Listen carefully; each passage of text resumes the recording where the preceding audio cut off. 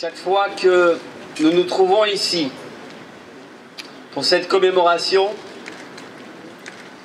bien, nous mesurons devant ce banal magasin de téléphonie, nous mesurons que l'antisémitisme qui avait cru dans les années 2000 et qui, aujourd'hui, a fait malheureusement de nombreuses victimes.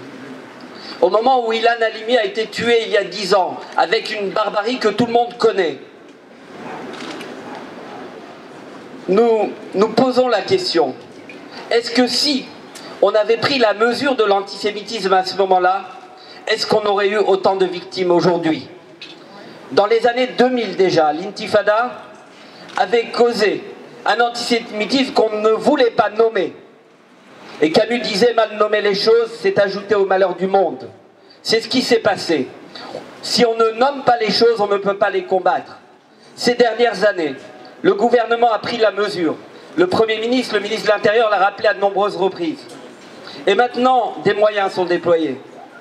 Mais aujourd'hui, lorsque, devant les synagogues, devant les écoles, lorsqu'il faut amener nos enfants entre deux mitraillettes, est-ce que c'est normal? Non. Alors, ce qu'il faut faire aujourd'hui, c'est non seulement commémorer, mais agir. Et agir, c'est pas seulement la communauté juive qui doit agir. Chacun à notre niveau. Et je voudrais remercier Gershon Doua, le président de la Fédération des Juifs Noirs, pour son action inlassable.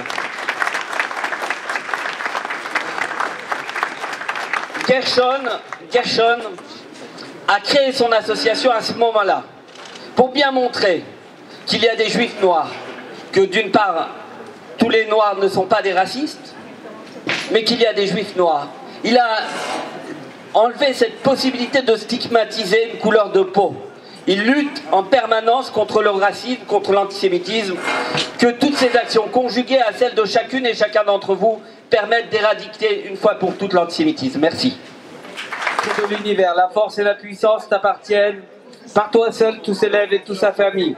Bénis et protège la République française et le peuple français.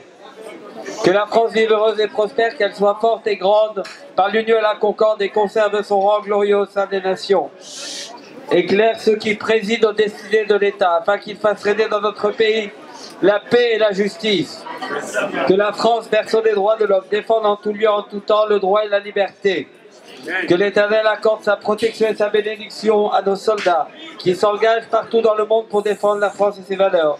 Les forces morales, le courage et la ténacité qui les animent sont notre honneur. Accueille favorablement nos vœux, que les paroles de nos lèvres et les sentiments de notre cœur trouvent grâce devant toi, Éternel, notre Créateur et notre Libérateur. Amen. Amen.